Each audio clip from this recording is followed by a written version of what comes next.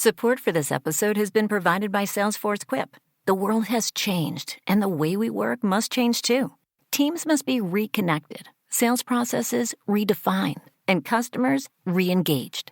Quip can help. With Salesforce Quip, businesses can get back to growth faster and stay productive, collaborative, and connected. Reimagine business as usual with Salesforce Quip. To learn more, visit quip.com.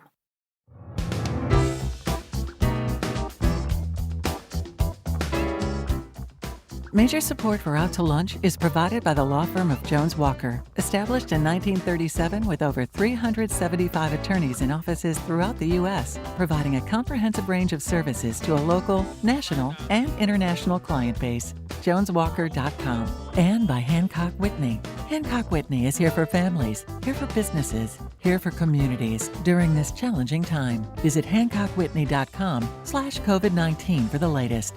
And by Short & Associates, legal recruiters in Louisiana and Texas. From across Louisiana, we're out to lunch with Peter Raschuti, Stephanie Riegel, and Christian Mader.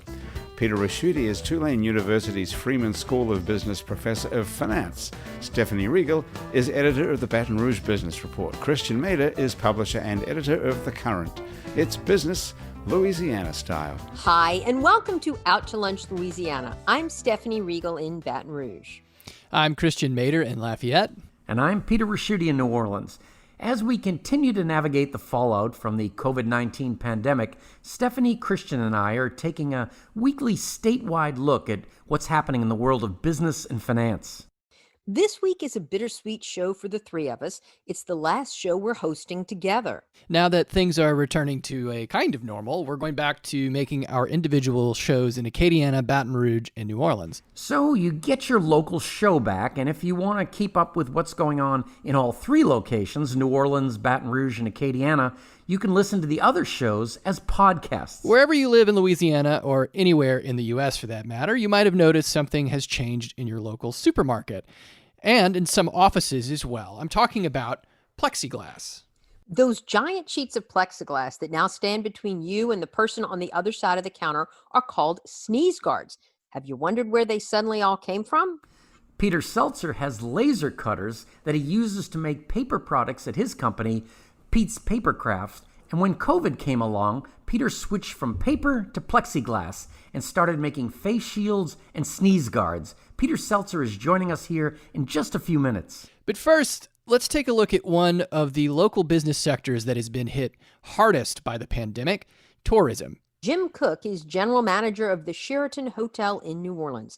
He's also a commissioner of the Downtown Development District in New Orleans, a past chairman of the board of the New Orleans Convention and Visitors Bureau, and past president of the Greater New Orleans Hotel and Lodging Association. Jim, you are uniquely familiar with all aspects of the leisure and convention tourist industry. It's great to have you join us. Welcome to Out to Lunch. Nice to see you. Jim, when the tourist and convention business came to a sudden halt in March, it brought into stark relief just how dependent New Orleans has become on tourism. At some point, the city seems to have crossed an unseen boundary. We used to be a place that people came to just to experience everyday life. For a few days, a person from somewhere else could eat, shop, drink, and listen to music like a New Orleanian. Now we discover that some of New Orleans' most revered institutions, from famous restaurants to the French Quarter itself, can't survive without a steady stream of tourists. There are apparently other tourism business models that target specific kinds of tourists, not just high volume. To your knowledge, is there a way to retain a tourist and convention sector that doesn't rely on 19 million tourists a year? So thank you, Peter. I think that there's several approaches that are out there to create some balance within the community and the degree to which the sector is the primary driver in the economy. I think what's occurred in New Orleans is, although it may feel like it's the growth in tourism that has created this dynamic, it's the decrease in other forms of economic distribution that have made the current environment what it is today. When we talk about tourism in Greater New Orleans, we talk about 90,000 associates that in some manner touch tourism activity, whether they provide direct to customer activity or they provide support activity to those of us that are providing direct to customer activity. And that's in a city of 350,000 people, that's a significant percentage. Where we have room for greater development is in the other sectors that would then support us over time. And it would also create a little more balance for us and not be as dependent on the one sector. The concept of tourism in our city, as you described, is multifaceted. It goes well beyond the weekend getaway or the come for the bachelor party or bachelorette party, and is firmly grounded in the large scale convention and then the mid-scale conference that occurs within specific hotel buildings. As our inventory has grown in the city, in the hotel industry over time, the hoteliers, to maintain a balance, have sought ways to build demand to meet the supply that was growing. And so years ago, we were fully dependent on very large conferences that occurred multiple times a month and would fill the majority of the hotels. That now occurs maybe 10 or 12 times in a year, if that. And really what's occurring outside of festivals and large scale events like that is a large number of small and medium-sized conventions happening simultaneously. And that's how you get that degree of energy that we see, coupled with those leisure travelers and those on tour travel, bus trips and other forms of that leisure activity. Jim, right now, none of that's happening. And I think it's going to be a long time before it will. So, I mean, what discussions are you all having in your industry amongst yourselves? I mean, there have got to be some sleepless nights for you guys. And now with unemployment money, running out for the workers in your sector, I mean, is there a plan in the works to keep this industry afloat in the absence of these different levels of, activity that you refer to?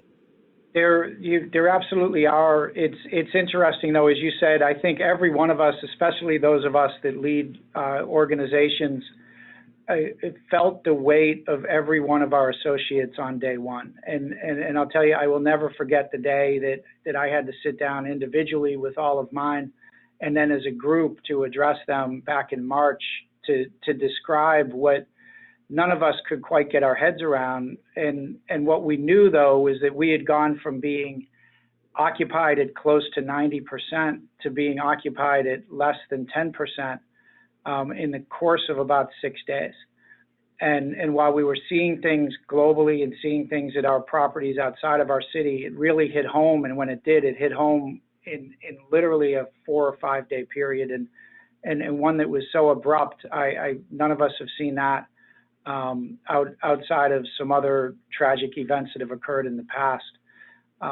So we felt that from day one. Our first thing was, how do we welcome the guests we have in a manner that's safe? And we had to ramp up our knowledge of safety protocols and procedures immediately, so that we could take care of those that were in front of us. We were fortunate in our industry that the majority of the protocols in place are consistent with those that were used for norovirus, which has been around for about 10 years already. So we were able to adapt and really innovate slightly from that. And that's really what we've seen in the current practices today, now several months past, is innovation on that core work that had already been done.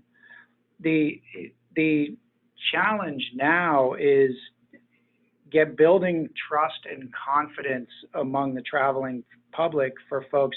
When all of the messaging is stay at home or it's safer at home, what do we do with these facilities? The Sheraton New Orleans is 1.5 million square feet with 1,110 rooms. And if there are 20 rooms occupied, I have an awful lot of unused space. And so how do we think differently about that space in the near term? And then how do we look at what the longer term is? Because ultimately, from our standpoint, we're seeking to weather this storm. So we're looking forward to a day when confidence builds to travel and things begin to grow back, even with some lagging due to the economic environment. We still expect that there will be a point where people are confident traveling again.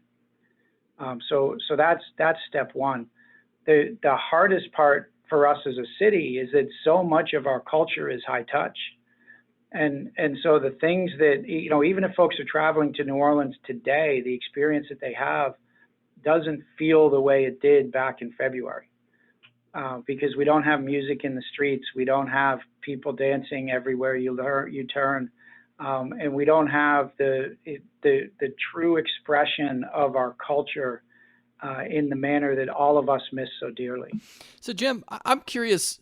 Something you kind of touched on was the idea that maybe there's some opportunities out there to at least find a way to use this available space you have to kind of weather the storm. I mean, what sort of flexibility are you seeing? I mean, what kind of opportunities are out there that, maybe you're not going to get the kind of margin that you would get from hotel guests, right? But you'd be able to sort of shave off the pain on your bottom line. So thank you, Christian. There's been several approaches that we've seen that have started to gain some traction. Early on in other markets, some of our hotels within the Marriott portfolio partnered with Amazon to create regional distribution warehousing in their ballrooms.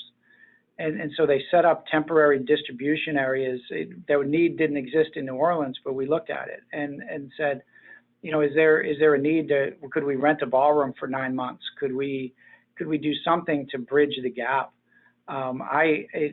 Here we had reached out to a couple of the larger department type stores and said, would you like to do package pickup out of the Sheraton where you can have the items delivered to us and then they can drive in our motor court, pick up the item and go and do a virtual contactless pickup and work to rent that space, because I don't anticipate the same guest traffic in my motor court that I would normally see.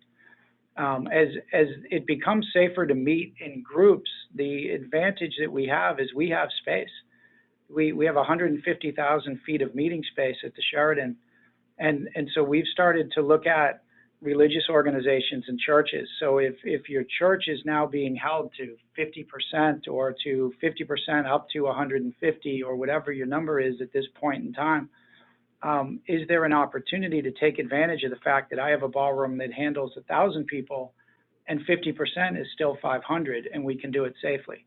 And so is there a way to find some interim solutions? Like you said, Christian, these may not have been customers who would, one, look at a hotel as an option, or two, be effective if it was displacing a large convention. But in lieu of a large convention, every opportunity is a friendly opportunity. And Jim, I'm trying to just get an idea of what the phone conversations are like when you're talking to people that are either deciding to cancel an event, a convention, or postpone it. And I guess you obviously prefer they postpone it. If they do postpone it, Jim, how far out do they feel comfortable about rescheduling it? So it's an interesting question, Peter, because what we're finding is there's a great deal of comfort pushing out 2 or 3 years.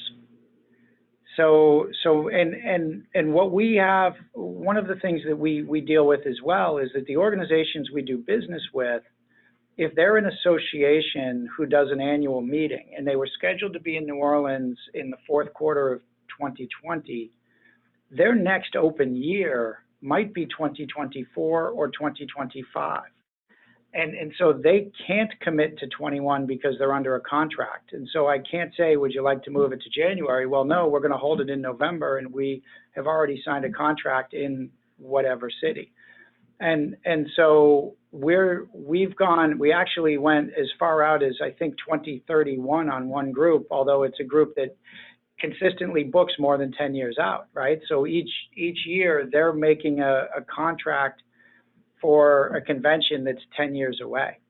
Where we've really had to work closely with our customers is seeking language in our contracts for 21 that provides both parties to the agreement some comfort that if it's impossible or difficult or more difficult to do, that we can reach terms that are acceptable to both. If the conference would typically be 800 people, maybe what we do is provide some allowances that it may grow to 800, but it may also be smaller. And if it is, both parties are comfortable with the agreement. Jim Cook is general manager of the Sheraton Hotel in New Orleans. Jim, thanks so much for joining us on Out to Lunch, Louisiana. Thank you, Peter, Christian, and Stephanie. It's been great being with you. Appreciate it. You're listening to Out to Lunch, Louisiana with Peter Raschuti in New Orleans, Stephanie Regal in Baton Rouge, and I'm Christian Mader in Lafayette. At the beginning of the pandemic, we all learned a new acronym, PPE, Personal Protective Equipment. We also learned that the country didn't have enough PPE for the medical personnel who needed them. And that's when entrepreneur Peter Seltzer swung into action. Peter pivoted his company, Pete's Papercraft, from making paper products to making plastic and plexiglass products, now like face shields and the big sheets of plexiglass that hang between you and the cashier at the supermarket. In the plexiglass business, these are called sneeze guards. Peter Seltzer, welcome to Out to Lunch. Thanks for having me. Happy to be here. Peter, you started out by making over 13,000 face shields for members of the Ochsner Health System. That alone would be an extraordinary accomplishment if it was the whole story, but it's barely the beginning. You've gone on to make thousands of plexiglass sneeze guards, and the reason that you knew about the initial PPE shortage is because, as well as being a successful entrepreneur, you're also a paramedic.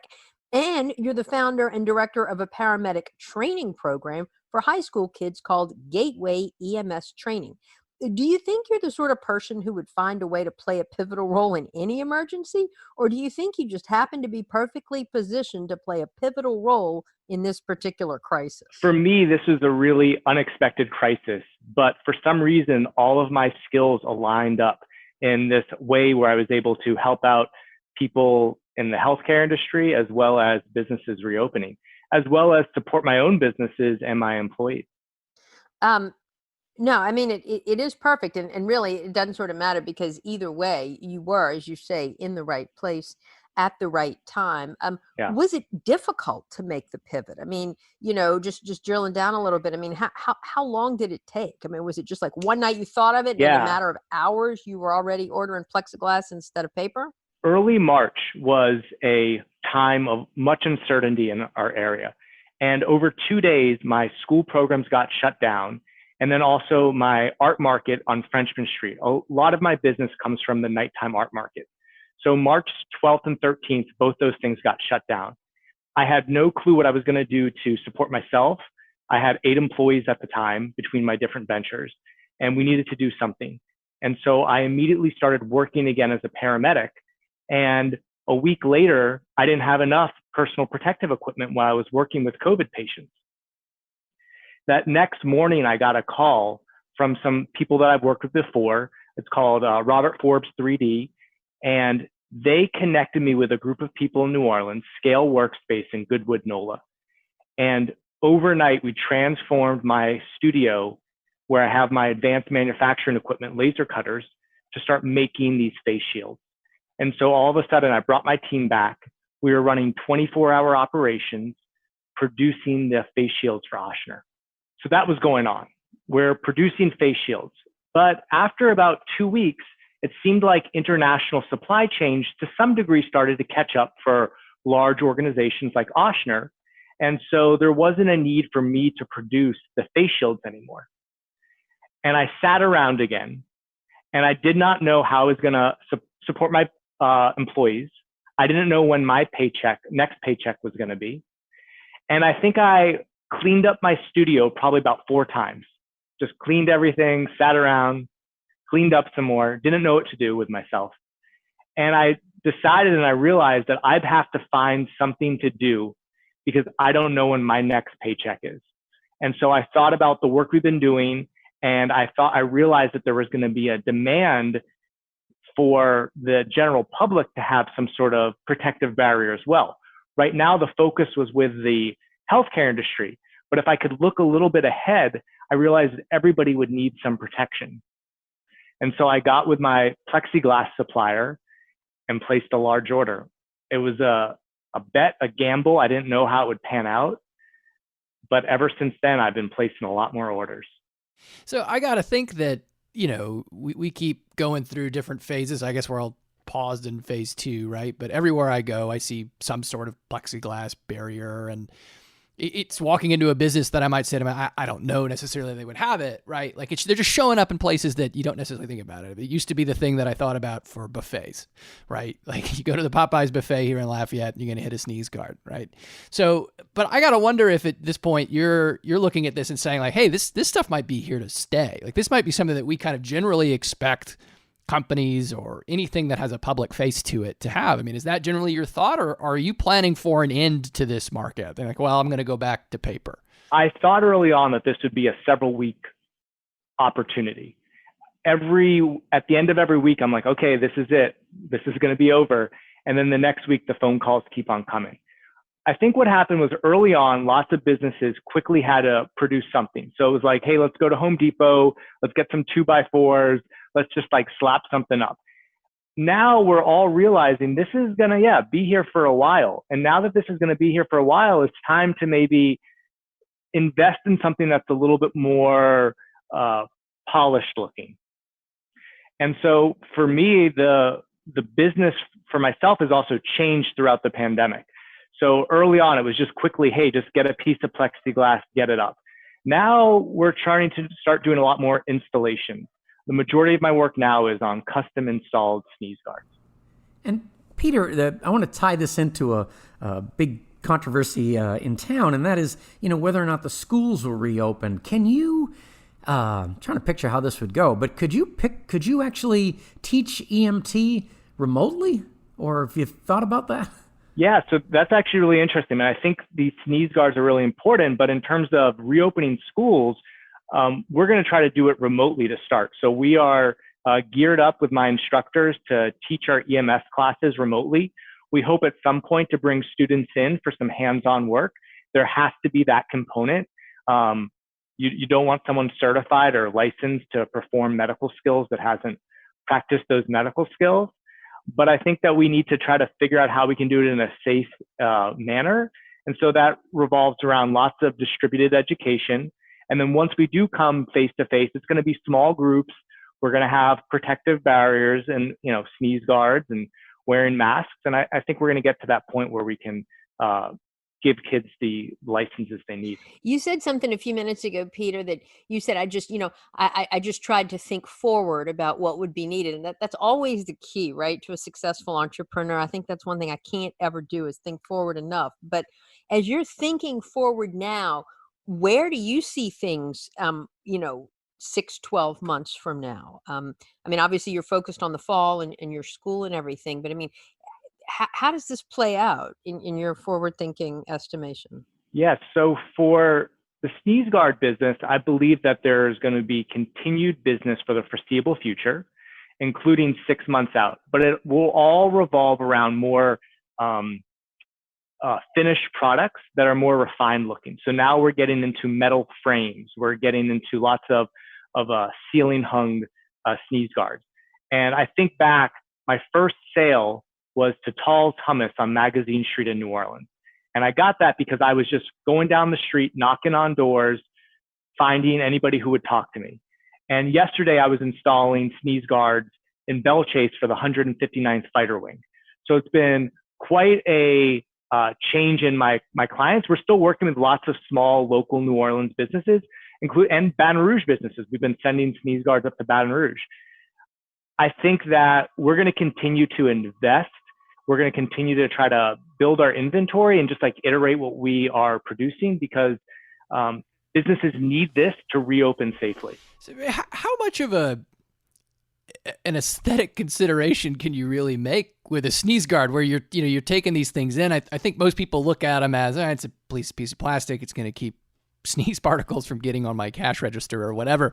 But I guess I would like to know the range of, somebody saying just put this damn piece of plastic up versus somebody says I really think we need to find some way to make this look a little bit more refined. What does that look like? A lot of it has to do with safety. Homegrown options of plexiglass can be really dangerous if they're not mounted properly.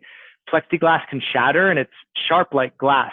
So a lot of what we do is with large organizations and companies and focus on safety. So I actually mostly use polycarbonate as opposed to plexiglass nowadays. Plexiglass is acrylic. Polycarbonate is more durable, it's more flexible. So we've been installing that in companies like Shell in their buildings downtown, been doing that in some of the large hotels downtown, not the Sheraton yet. But the aesthetic concerns are there because a lot of companies, they put a lot of effort into their commercial, their environment and their looks. So they really want something that's not just like screwed into their very expensive, cubicles or their marble countertop. And Peter, you have various businesses here. You're kind of a serial entrepreneur. I remember Pete's Pedal Popsicles for a while. You just got lots and lots of ideas. How do you keep the original business going when you've got so much attention dedicated to these COVID-related businesses? For instance, on the paper products, you were just getting some real traction at moving this kind of product to themes in other cities. These ones you make now are New Orleans centric, but you were moving on out. How do you keep a third eye on that business? Yeah, my paper product company, we've been expanding rapidly. I sell my products all over New Orleans. I sell them in Lafayette. I sell them in Baton Rouge. We're in the New Orleans airport, and we are just expanding nationally. So trying to keep this all together comes down to like having a good team. So I'm really lucky right now that I have a number of team members that are able to support me in my different efforts. There's definitely going to be some pullback right now on Pete's Papercrafts. A lot of my expansion efforts are going to be on hold, not necessarily because I don't have the capacity, but more so that the market is just evaporated. I've seen locally in New Orleans, my sales have just totally plummeted. We have gotten a few wholesale orders recently. Martin Wine Cellar just placed a new wholesale order for me. I just got a new wholesale order from Flirty Girl. So we are seeing some resurgence of that market, but I still expect that for the time being, I need to focus on these other endeavors while things recover. Peter Seltzer is the owner of Pete's Papercrafts and director of Gateway EMS Training. Peter, thank you so much for joining us in Out to Lunch, Louisiana. Thank you for having me, Christian.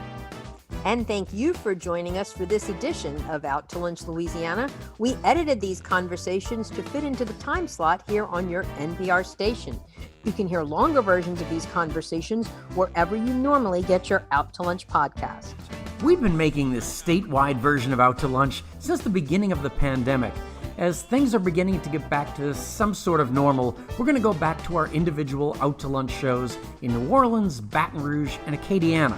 In Acadiana, we're looking forward to getting back to having lunch at the French Press. In Baton Rouge, we'll be back at Mansur's on the Boulevard. And in New Orleans, we'll be back at Commander's Palace. The upside to the lockdown that drove us to create this socially distanced version of Out to Lunch has been getting to work with you, Stephanie and Christian. It has been an absolute pleasure. It's been so much fun. I'm sad it's over. Yeah, I'm going to miss you guys. This is going to be hard. Now that you've discovered we have Out to Lunch Acadiana in Baton Rouge and in New Orleans, you can keep listening to your local show on your NPR station, and you can find the other shows as podcasts. If you're not an Out to Lunch podcast subscriber, search for Out to Lunch Baton Rouge, or Out to Lunch Acadiana on your podcast app. Out to Lunch is a production of INO Broadcasting. The producer of our show is Grant Morris. Our technical director is Eric Merle. Photos from the show on our website and social media are taken by Jill LaFleur. I'm Christian Mader in Lafayette. I'm Peter Raschuti in New Orleans. And I'm Stephanie Riegel in Baton Rouge. Thanks for joining us today and for this entire season as we've covered the COVID economy in Louisiana. We're all looking forward to getting back to normal. We look forward to seeing you next week here on your own local Out to Lunch. Major support for Out to Lunch is provided by the law firm of Jones Walker, established in 1937 with over 375 attorneys in offices throughout the U.S., providing a comprehensive range of services to a local, national, and international client base. JonesWalker.com. And by Hancock Whitney. Hancock Whitney is here for families, here for businesses, here for communities during this challenging time. Visit HancockWhitney.com/COVID-19 for the latest. And by Short & Associates, legal recruiters in Louisiana and Texas. Mitchell Foreman wrote and performs all the music on Out to Lunch. You can hear Mitchell's music anywhere great jazz is sold or streamed, and at mitchellforeman.com. Support for this episode has been provided by Salesforce Quip. The world has changed, and the way we work must change too. Teams must be reconnected, sales processes redefined, and customers re-engaged. Quip can help. With Salesforce Quip, businesses can get back to growth faster and stay productive, collaborative, and connected. Reimagine business as usual with Salesforce Quip. To learn more, visit quip.com.